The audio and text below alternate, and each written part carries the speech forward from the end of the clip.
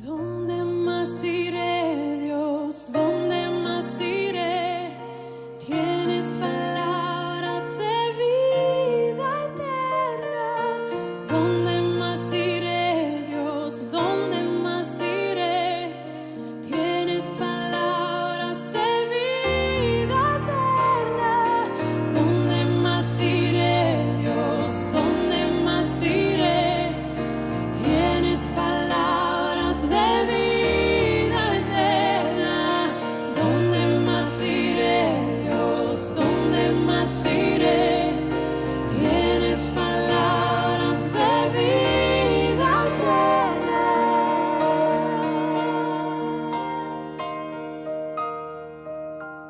Sábado, esta reunión de hoy y la que viene va a ser una exposición especial, ¿está bien? Vamos a ver un texto especialmente seleccionado para estos días. El texto de hoy es el Evangelio de Juan, capítulo 1, versículo 14 al 18.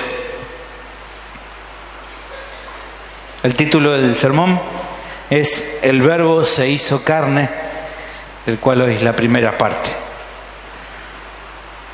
Evangelio de Juan, capítulo 1, versículo 14, leemos juntos y luego manténgase en la Biblia.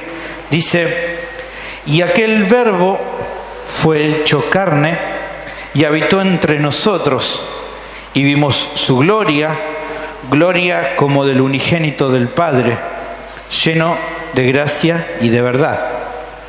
Juan dio testimonio de él y clamó diciendo: este es de quien yo decía, el que viene después de mí es antes de mí, porque era primero que yo. Porque de su plenitud tomamos todos, y gracia sobre gracia. Pues la ley por medio de Moisés fue dada, pero la gracia y la verdad vinieron por medio de Jesucristo. A Dios nadie le vio jamás. El unigénito Hijo que está en el seno del Padre, Él le ha dado a conocer. Este es el texto que definí exponer tanto este sábado como el sábado que viene. Y obviamente es muy común que en el día de mañana muchos celebren un evento especial de Navidad, ¿no? Muchos comparten mañana a la noche, seguramente van a celebrar lo que llaman la cena navideña. Y es común, seguramente muchos de ustedes lo hacen y lo han hecho, que cuando llegan las 12 y llega el momento de empezar el 25, llega lo que el mundo celebra como Navidad, muchos se abrazan, algunos brindan y algunos también se saludan y se dicen Feliz Navidad, ¿no? Se miran y se dicen Feliz Navidad. Y justamente en eso para pensar, ¿no? Al principio de esto. Qué interesante que es esta frase. No sé si alguna vez te pusiste a pensar, ¿por qué la Navidad es algo feliz? ¿Por qué decimos Feliz Navidad? ¿Y por qué, aparte de decir que es feliz, se lo decimos al otro en forma de deseo? ¿Por qué lo miramos al otro y decimos Feliz Navidad? Y bueno, el mundo seguramente va a tener muchas formas de decirlo. Algunos tal vez dicen, bueno, es feliz porque al otro día no se trabaja, ¿no? Es feriado. Para algunos es esa la felicidad, ¿no? El lunes, para colmo lunes, no trabajamos con todo el calor que hace. Pero para nosotros los cristianos, lo más seguro es que pasa que estamos pensando en el evento de la Navidad, que es justamente recordar la venida de Jesús al mundo.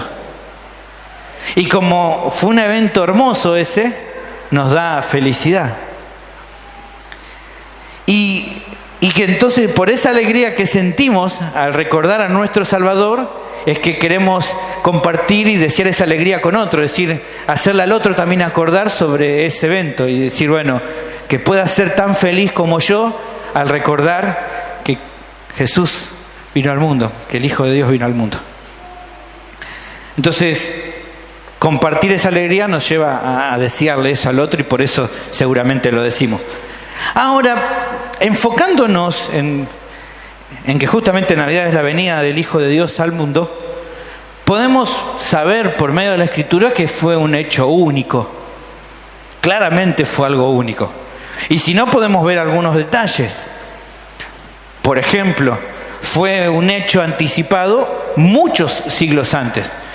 El profeta Isaías nos cuenta que él lo profetiza y dice que el niño ese que iba a venir se iba a llamar Emanuel. Hoy Isa nos habló de eso, que significa Dios con nosotros. Eso nos dice allí en Isaías capítulo 7, versículo 14, dice: por tanto el Señor mismo os dará señal. He aquí que la Virgen concebirá y dará a luz un hijo y llamará su nombre Emanuel. Muchos años antes, muchos siglos antes, ya eso había sido anticipado, el nacimiento del Señor. Otra de las cosas que muestran que este evento fue único es justamente la gestación de Jesús, que fue algo milagroso y excepcional. De eso hablamos el año pasado, ¿se acuerdan? El nacimiento virginal de Cristo. Mateo capítulo 1, versículo 18, nos cuenta que María concibe siendo virgen por el Espíritu Santo. En Mateo capítulo 1, versículo 18 nos dice: el nacimiento de Jesucristo fue así. Estando desposada María, su madre, con José, antes que se juntasen, se halló que había concebido del Espíritu Santo. José, su marido, como era justo y no quería infamarla, quiso dejarla secretamente. Y pensando en esto, aquí un ángel del Señor le apareció en sueños y le dijo: José, hijo de David, no temas recibir a María tu mujer, porque lo que en ella es engendrado del Espíritu Santo es. Y dará a luz un hijo y llamará su nombre Jesús, porque él salvará a su pueblo de sus pecados. Miren qué evento único. El nacimiento, la concepción de María fue un evento único. La obra del Espíritu Santo fue un evento único. Y acá vemos la obra del ángel hablando con José como algo impresionante, ¿no? Algo súper especial. También los eventos alrededor del hecho fueron especiales. Si vos lees los evangelios, todos los eventos que van transcurriendo en los primeros tiempos, en el momento del nacimiento de Jesús, fueron hechos hermosos, preciosos, algunos terribles y tristes, como la matanza de los niños. Pero quería enfocarme en uno, por ejemplo. En Lucas capítulo 2 tenemos, por ejemplo, que ángeles se les aparecieron a pastores de la zona, de la región, para anunciarles del nacimiento del Salvador. Eso lo leyeron hace un ratito. Había pastores en la misma región que velaban y guardaban las vigilias de la noche sobre su rebaño. Y aquí se les presentó un ángel del Señor, y la gloria del Señor les rodeó de resplandor, y tuvieron gran temor.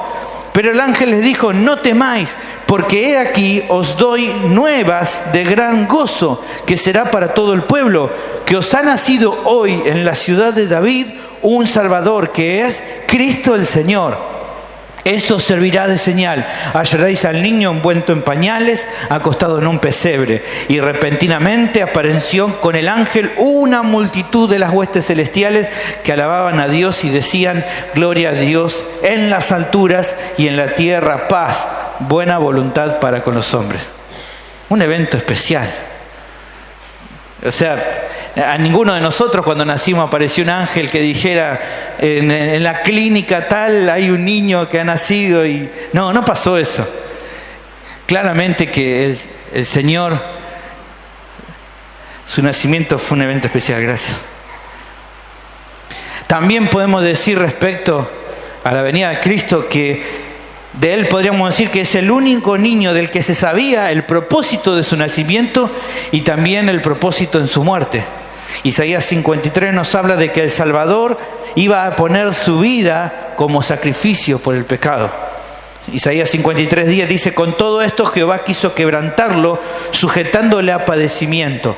Cuando haya puesto su vida en expiación por el pecado, verá linaje, vivirá por largos días, y la voluntad de Jehová será en su mano prosperada.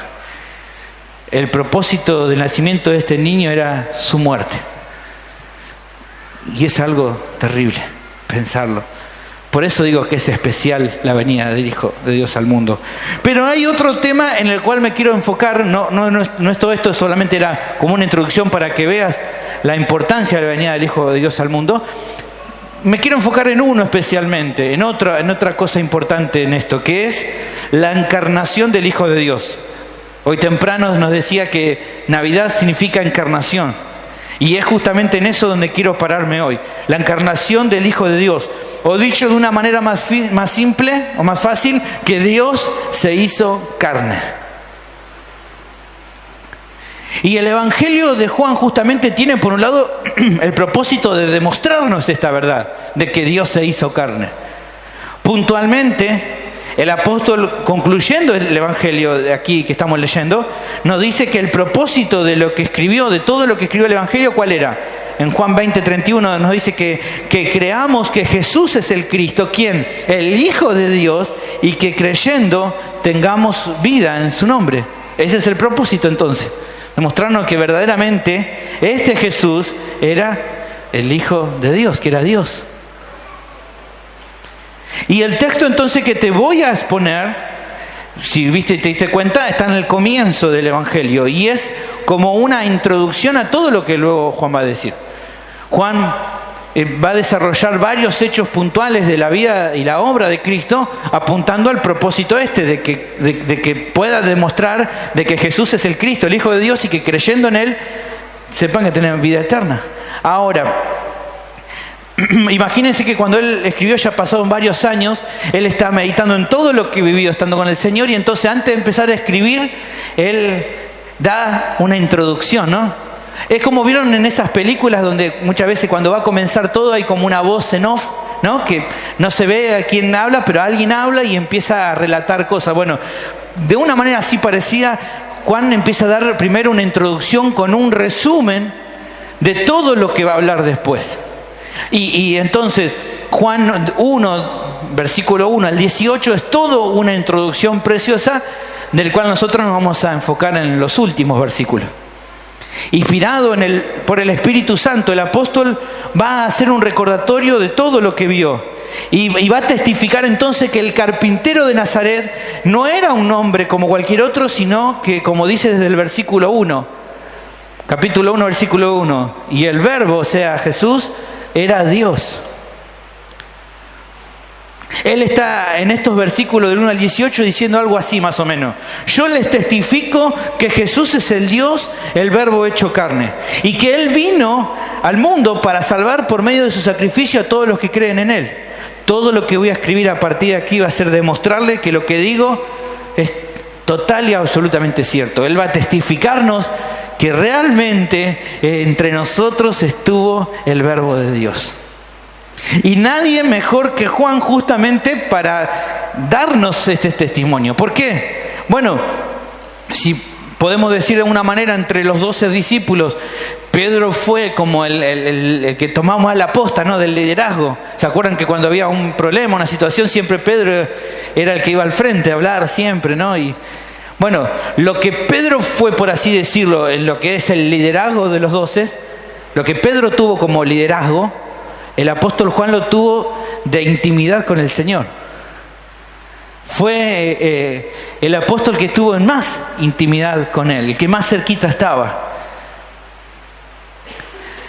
Si por ejemplo, tenemos varios textos que nos muestran esto, pero por ejemplo Juan capítulo 21, versículo 20 nos dice: volviéndose Pedro, vio que le seguía el discípulo, dice, a quien amaba a Jesús. ¿Por qué está resaltando esto? Bueno, porque él tenía un cierto apego hacia Juan.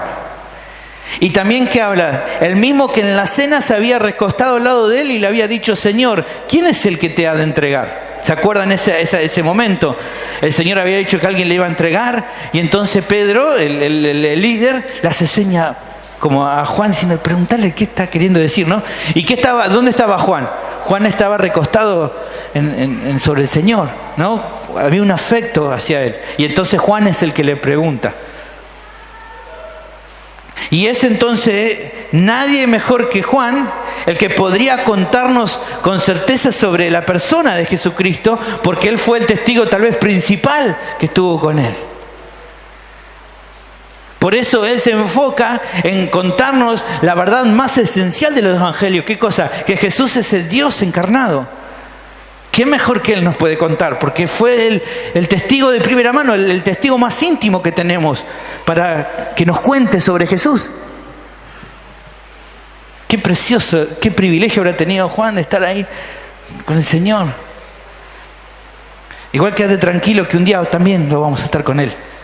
esa misma intimidad que tuvo Juan. Y entonces él se centra en mostrar la doctrina fundamental de la encarnación de Cristo, que es justamente el deseo de lo que hoy quiero exponerte. Es el mensaje central del texto que tenemos aquí.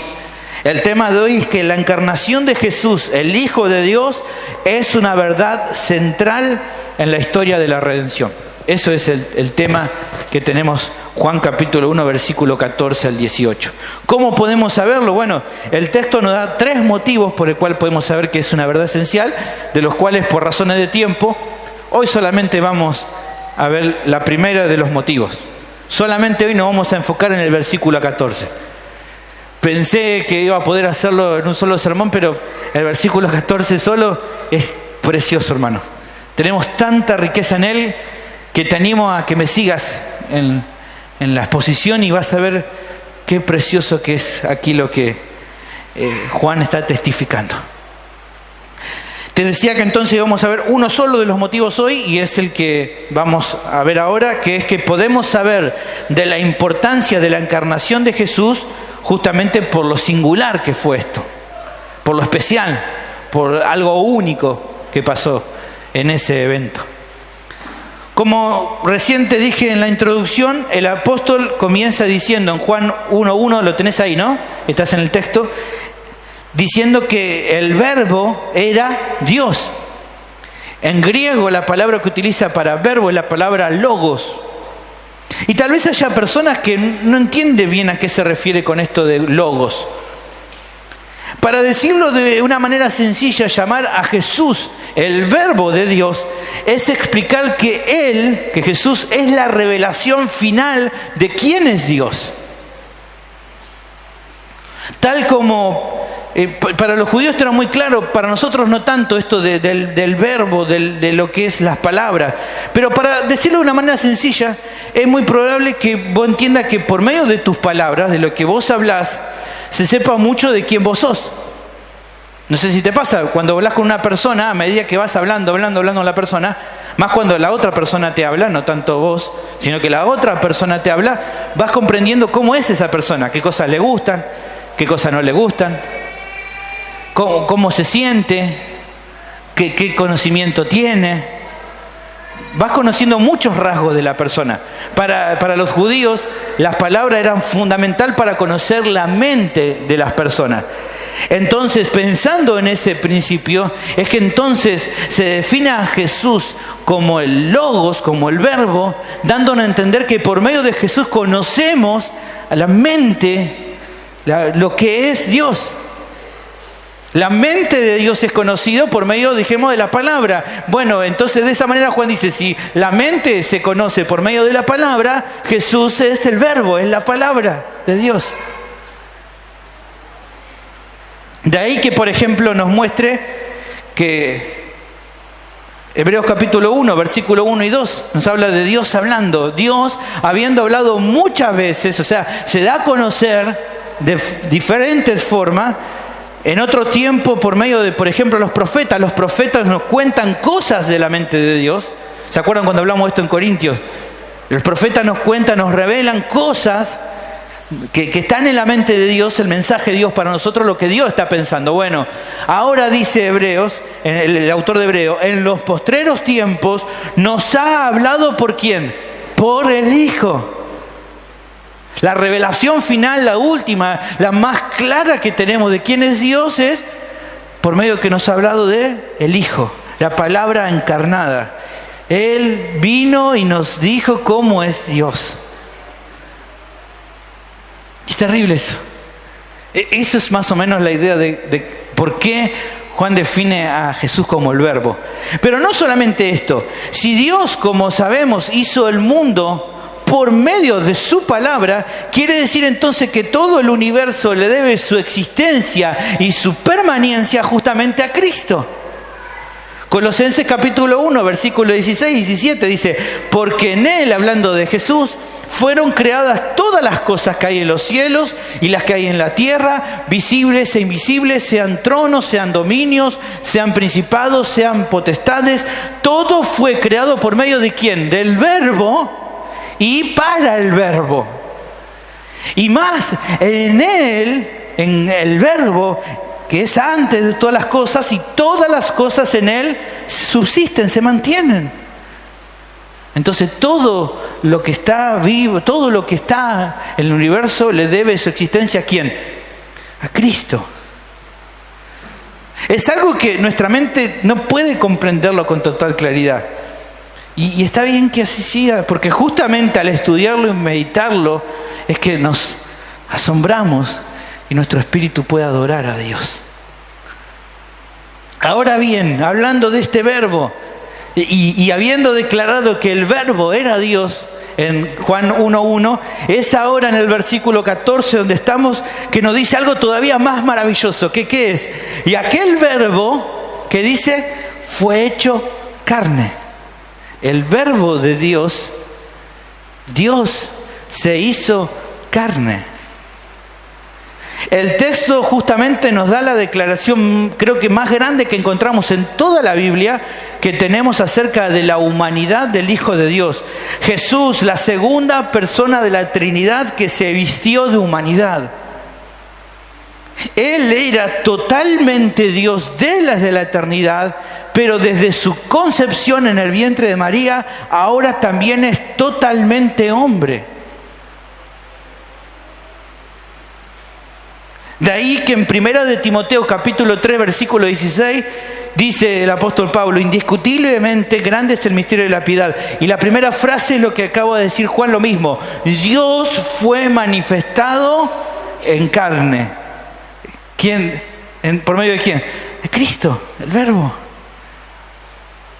A esta verdad bíblica de que Jesús, la segunda persona de la Trinidad, totalmente Dios, a partir de la concepción en el vientre de María, es totalmente hombre, es lo que se conoce en teología como unión hipostática.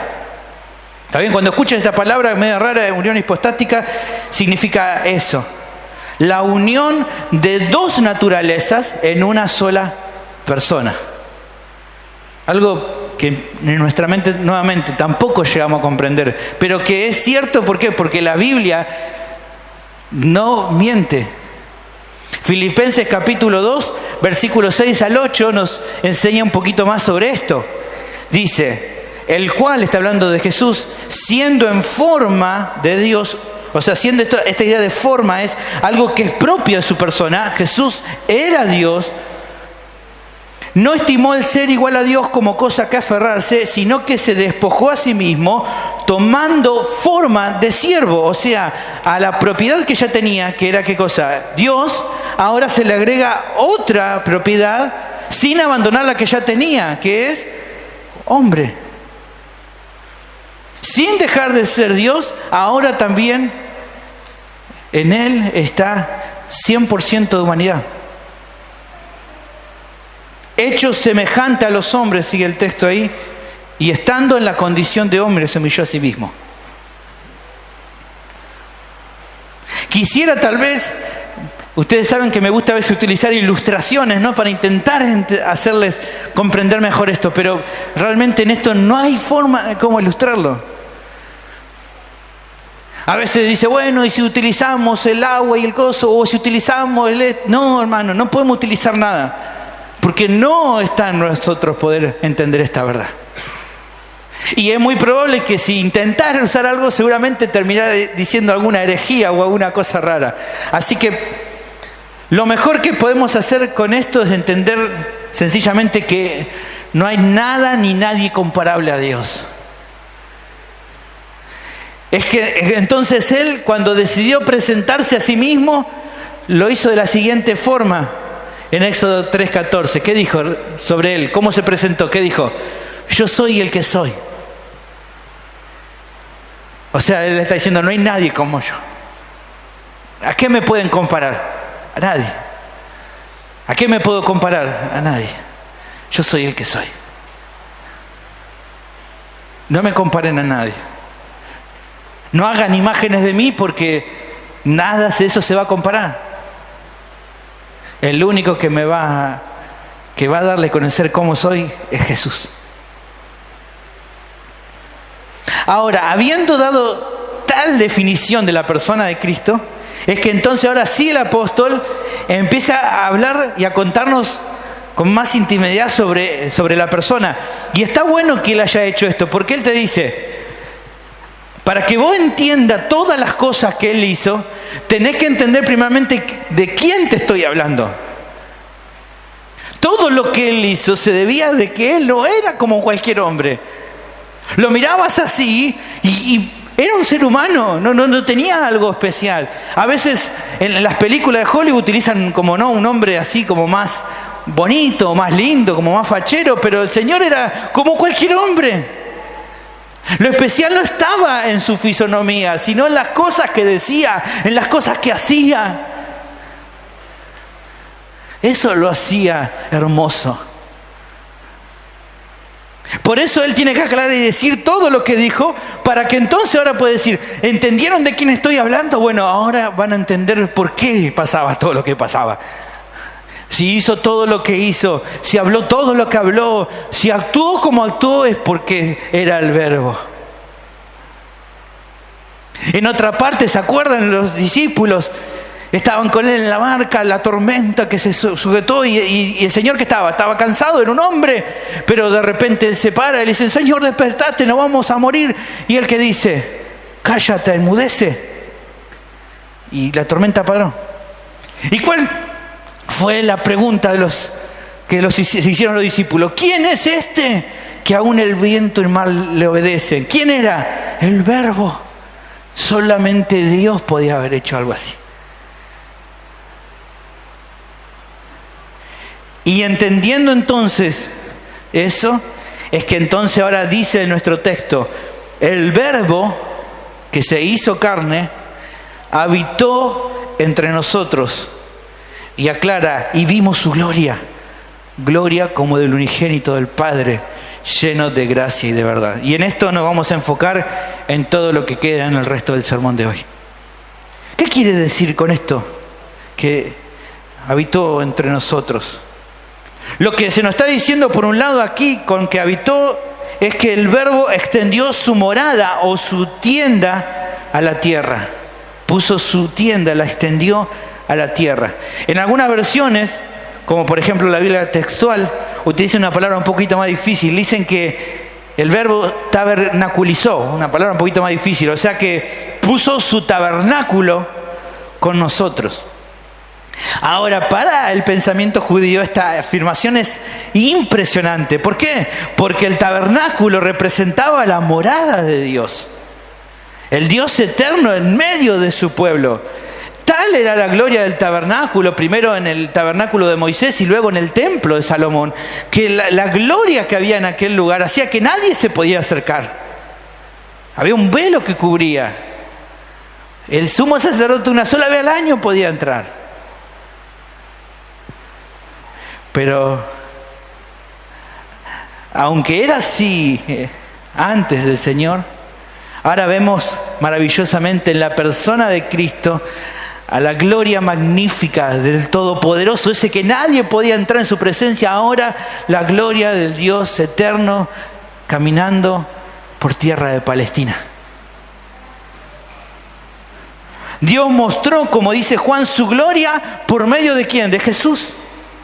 Obviamente no se refiere a la gloria plena y total de Dios, no podía, pero sí nos testifica que en los años que compartió de la vida de Jesús, lo que sean sus obras, sus palabras, sus enseñanzas, contempló las actitudes, los atributos, la expresión máxima que podemos llegar a conocer de Dios.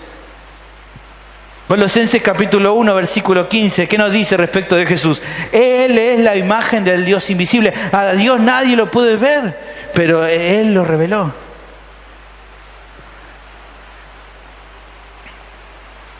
Es más, una manifestación parcial de la gloria de Dios, un poco más demostrada, fue lo que Juan justamente pudo vivir en la transfiguración.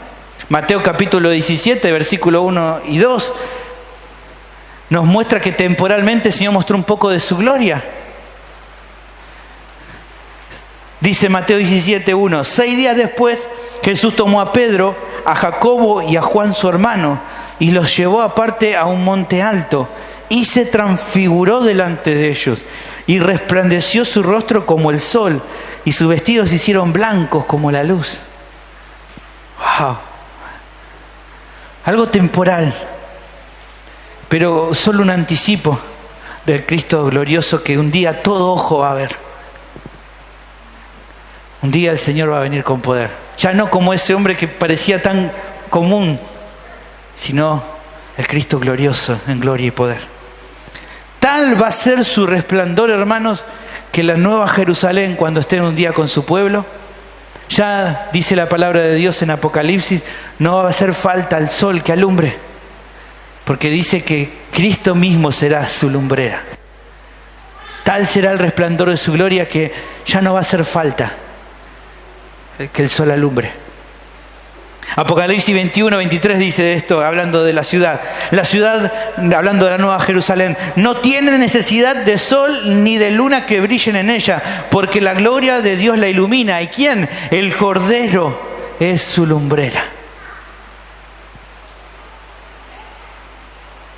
La gloria entonces que Juan vio en Cristo la expresa en nuestro texto como la del unigénito del Padre. Eso nos dice nuestro texto, versículo 14. No nos está queriendo decir aquí que el Señor sea una creación única de Dios el Padre, como afirman los testigos de Jehová. No está queriendo decir eso, sino que el término que utiliza para unigénito, que la palabra monogenes que se usa, se refiere no a una creación única, sino a una relación única, especial y preexistente entre el Padre y el Hijo. El apóstol ha dado la explicación de eso al comenzar el Evangelio, diciendo que en el versículo de Juan 1:1, el verbo era con Dios desde el principio. ¿Se acuerdan? En el principio era el verbo y el verbo era con Dios. O sea, el verbo era con Dios desde la eternidad. Esta palabra, el verbo era con Dios, es una idea de que de esto de con es el Padre y el Hijo así, cerquita uno del otro. Esta idea de con, en el versículo, en el texto griego, es algo que está bien cerquita uno del otro. ¿Qué es esto? Disfrutan de la compañía uno del otro. Así era la relación entre padre e hijo. Desde la eternidad ellos tenían una unidad y comunión que los hacía inseparables. Y por las dudas que alguien pueda decir de que unigénito puede significar otra cosa, bueno, tenemos otro texto que podemos revisar para ver que monogenes habla de relación especial y no de un hijo único. Hebreos capítulo 11, versículo 7 nos habla de que, y se nos menciona a Isaac como el primogénito, como el unigénito de Abraham. Por la fe Abraham, cuando fue probado, ofreció a Isaac, y el que había recibido las promesas ofrecía a su unigénito. No puede ser único hijo, ¿por qué? Porque ya tenía otro hijo, Ismael. Entonces acá no estaba hablando de que sea el primer hijo o el único hijo, sino está hablando de una relación especial que Abraham tenía con Isaac, que se debía a la relación por la promesa que Dios había hecho con Isaac. Él había dicho, en ese hijo que ibas a tener con Sara van a ser benditas todas las naciones de la tierra, toda la familia de la tierra. Y esa promesa le generaba gozo y esperanza a Abraham. Por eso tenía esa relación hermosa con el hijo.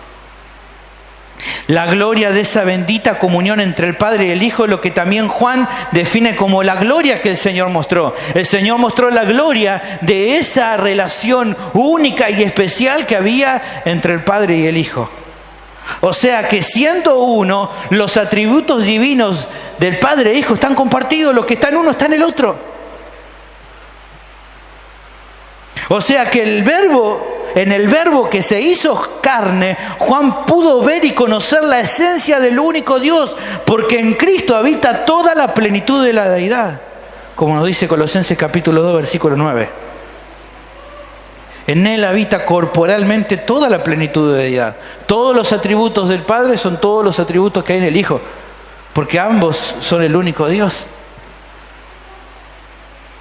Y en este prólogo, en esta introducción que le está escribiendo, podemos ver que se enfoca en los atributos que se relacionan más con el plan redentor de Dios. Y de eso es lo que estoy queriendo hablarte hoy. Es por eso que afirma que dentro de la gloria que Cristo mostró, fíjate que dice, vimos su gloria, gloria como unigénito del Padre. ¿Y cuáles son los atributos que más se enfocó? Había muchos más, pero ¿en cuál se enfoca para hablar sobre el plan redentor? Lleno de gracia y de verdad. Evidentemente pone más atención en estos dos atributos porque son los más importantes en la relación con lo que es la salvación de la humanidad. Sin la gracia de Dios es imposible que algún hombre pueda alcanzar la salvación, porque solamente es por gracia. Pero sin la verdad de Dios tampoco es posible que el pecador pueda conocer su condición y la necesidad que tiene de un Salvador. Así como es por gracia la salvación, también depende de la verdad. De la verdad de saber qué cosa, que sos un pecador y que no te podés salvar por vos mismo y que por lo tanto necesitas otro en tu lugar. Esa es la verdad. Y por eso Cristo nos reveló todo lo necesario respecto a ambas cosas.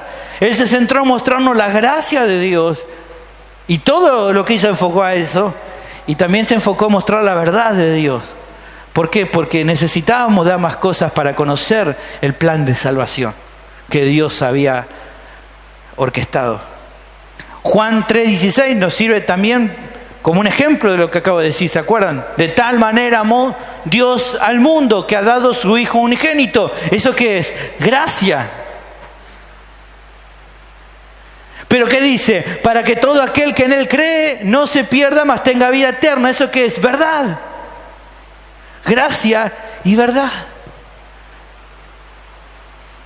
La gracia de Dios se muestra en el amor por la humanidad que lo desprecia y aún así Él envía a su Hijo al mundo. La verdad se muestra en que todo aquel que en Él cree, en que cree en la salvación que solo el Hijo puede dar, reconociendo así su condición de pecador, no se va a perder, sino que va a tener vida eterna. Gracia y verdad reveladas por medio de Cristo. Sin la encarnación del Hijo de Dios jamás hubiéramos conocido totalmente la gracia y la verdad. Pero Cristo nos la reveló. Y eso es lo que Juan está diciendo. Por medio de Él conocemos, porque Él estaba lleno de gracia y de verdad. Entonces, al conocer y creer en Él, es que hoy podemos alabar a Dios por Jesucristo. Porque en Él tenemos la revelación completa de la obra salvadora, de la gracia y la verdad que se encarnaron en Cristo Jesús. La encarnación, hermanos, es un hecho singular, algo único y especial. Esto es lo que Juan está queriendo demostrarte con todo lo que te está expresando ahora y que va a seguir expresando. Si el Verbo no se hubiera hecho carne, no podría ser el perfecto sustituto por nuestros pecados. Tenía que ser Él, tenía que ser Dios. Y si el Verbo no se hubiera hecho carne, tampoco sería el representante de los pecadores redimidos. En Adán, en el primer hombre, como nuestro representante humano, todos pecamos. Todos heredamos porque Él es nuestro representante. Pero en Cristo, todos los que se identifican con Él por medio de la fe, también reciben el perdón de los pecados. Si en Adán, nuestro primer representante, recibimos la condenación por nuestro pecado, es en Cristo, el segundo Adán, el hombre perfecto, que recibimos por medio de la fe en Él el perdón de nuestros pecados y la vida eterna. Romanos capítulo 5, versículo 19 nos habla de esta verdad. Porque así como por la desobediencia de un hombre, Adán, los muchos fueron constituidos pecadores, así también por la obediencia de un hombre, ¿quién? Jesucristo, los muchos serán constituidos justos. Pero también la encarnación nos habla de que hoy Él, Jesucristo, hombre, que definió, hoy Él sigue siendo 100% Dios y 100% hombre. Eso le da hoy la posibilidad de ¿qué? De ser nuestro gran sumo sacerdote que día y noche intercede por nosotros. Este año escuchaba a un pastor que predicaba al respecto y decía, a veces solamente nos centramos en la obra de Cristo Redentor en la cruz, y es precioso que nos centremos en esa obra, pero a veces ciertamente olvidamos una obra aún preciosa que está activa hoy y que ocurre día y noche constantemente, que es Cristo intercediendo constantemente por vos y por mí delante del Padre. Constantemente. Día y noche. Él no duerme, Él no descansa, Él no necesita descansar. Los sacerdotes, el sumo sacerdote en la época del Antiguo Pacto, ¿qué pasaba? Trabajaba, pero llegó un momento que necesitaba descansar. Pero Cristo no descansa. Día y noche intercede por vos delante del Padre. Dice Hebreos capítulo 2, versículo 17, por lo cual debía ser en todo semejante a sus hermanos para venir a ser misericordioso y fiel sumo sacerdote en lo que a Dios se refiere para expiar los pecados del pueblo. Pues cuanto Él mismo padeció siendo tentado, es poderoso para socorrer a los que son tentados. Él puede interceder por vos, ¿por qué? Porque es como vos. Sufrió la tentación como vos, pero Él nunca pecó.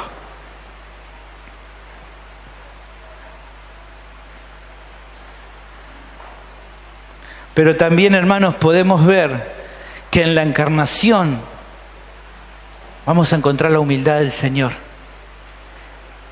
quien siendo en forma de Dios, no estimó el ser igual a Dios como cosa que aferrarse, sino que se despojó a sí mismo, tomando forma de siervo, hecho semejante a los hombres, donde en la encarnación y estando en la condición de hombre, se humilló a sí mismo, haciéndose obediente hasta la muerte y muerte de cruz. ¿Y cuál es la aplicación que puede encontrar de esto? Decir, bueno, todo esto es precioso. ¿Qué aplicación encuentro en esto? Bueno, la misma que el apóstol Pablo le habla a los filipenses, que le dice, hayan ustedes el mismo sentir que hubo en Cristo Jesús. O dicho de otra forma, ¿ves en tu vida esta forma de vivir humilde que hubo, esta forma de actuar humilde que hubo en Cristo?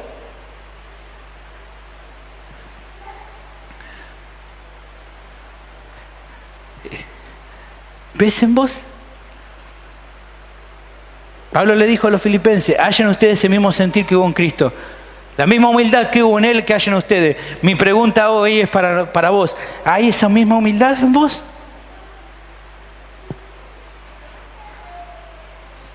Solo mirando constantemente, hermanos, al Verbo que se hizo carne, es que podés llegar a vivir de la misma forma. La gloria, hermanos, de la encarnación es algo singular y asombroso. Por eso jamás debemos dejar de estudiarla con mayor profundidad. Que sea difícil de entender no quiere decir por eso que sea imposible de entender. Podemos cada día conocerla más. Y más, y más, y más. Sumergite más en esta verdad, hermano. Sumergite más. Si alguno pensaba decir, bueno, como era tan difícil, bueno, pastor, vos explícamela porque yo no. No, hermano, animate vos a entenderla. Animate vos a ver estos textos y meditar en lo que dice. Porque si Juan fue tan impactado por semejante gloria, que su vida no fue igual más a partir de eso, ¿cuánto también la tuya?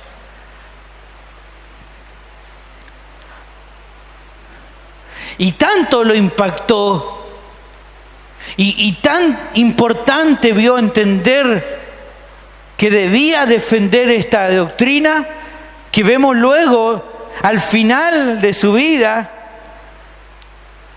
en 1 de Juan capítulo 4, versículo 1, cómo él defiende esta verdad. ¿Y qué dice? Amados, no creáis a todo espíritu, sino probad los espíritus si son de Dios. ¿Cómo pueden hacerlo? Porque muchos falsos profetas han salido por el mundo. Y él que dice, ¿cómo lo comprueban? En esto conoced el Espíritu de Dios. Todo espíritu que confiesa que Jesucristo ha venido en carne es de Dios. Y todo espíritu que no confiesa que Jesucristo ha venido en carne no es de Dios. Y este es el espíritu del anticristo, el cual vosotros habéis oído que viene y que ahora ya está en el mundo. No acepten, de ninguna manera acepten. En el tiempo de Pablo había uno ahí que estaba diciendo que Jesús no había venido en carne. Y le dice, si alguien le dice eso, es un anticristo. No lo acepten. La semana que viene te voy a hablar un poco más de este muchacho. Pero Juan estaba, acá lo tenía. No porque él se sintiera agraviado, sino porque estaban agraviando a su Señor. Y él de ninguna manera va a permitirlo. Dejar de lado entonces la verdad de que Jesús se hizo hombre sería sacarle una parte esencial al mensaje del Evangelio. Doy gracias a Dios hoy cuando lo empezó a compartir Carlos, lo primero que dijo, y no me puse de acuerdo con él, dijo, Jesucristo, el Hijo de Dios, se hizo carne. Gloria a Dios por eso, porque se sigue predicando el Evangelio tal como tiene que predicarse. Porque sin la encarnación de Cristo no podría haber salvación, hermano. ¿Estás anunciando esta verdad al proclamar el Evangelio? ¿Le estás diciendo esto? No, yo le digo que venga el Señor porque los problemas se le van a acabar. Yo le decía, no, vení a la iglesia y Dios va a sanarte. No, hermano, enfocate en decirle esta verdad. Enfocate en decirle a la persona que Cristo vino a la tierra, vino al mundo, el Hijo de Dios vino al mundo. Porque el gran problema de las personas no es su enfermedad, es su pecado. Por lo tanto, necesita conocer de un Salvador.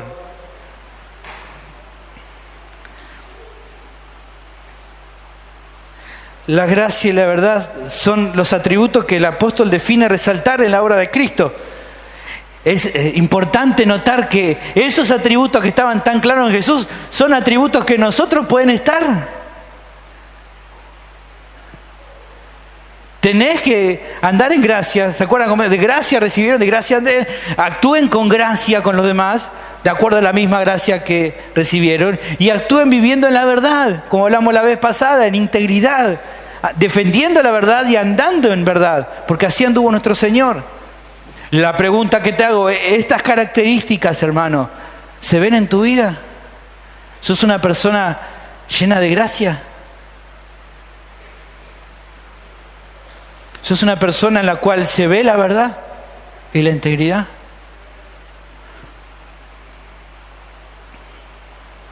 También me gustaría repasar, ya encarando la recta final de este sermón, me gustaría repasar que tanto Juan, por eso volvemos a nuestro versículo, y vimos su gloria, está hablando de él y otros.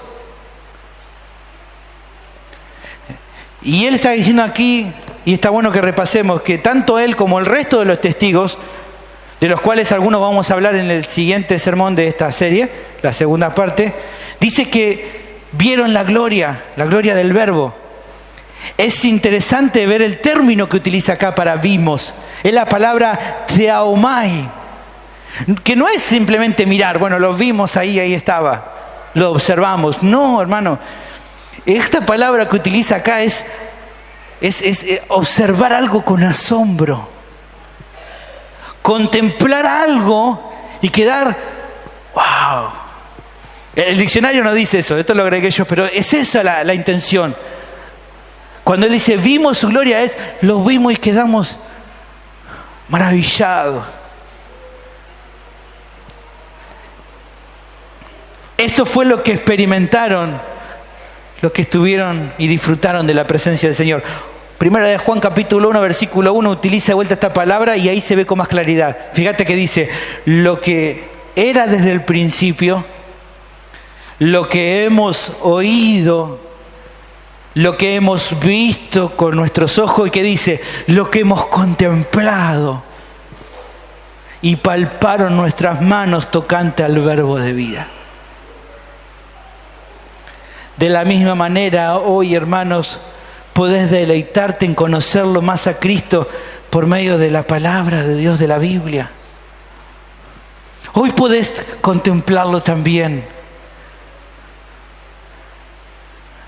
Por eso te animamos a que la veas y la leas con tranquilidad, hermano, porque ahí también hoy podés contemplarlo, podés conocerlo y asombrarte. No hay actividad más importante que puedas hacer, porque nada va a llenar más tu alma que contemplar al Cristo de gloria por medio de su palabra. Juan capítulo 5, versículo 39, el mismo Señor lo dice: escudriñen las Escrituras, porque a vosotros os parece que en ellas tenéis la vida eterna. Bueno, ellas son las que dan testimonio de mí. ¿Quieren conocerme? Búsquenme. Tienen una cita diaria conmigo, en palabra. Ahí nos encontramos.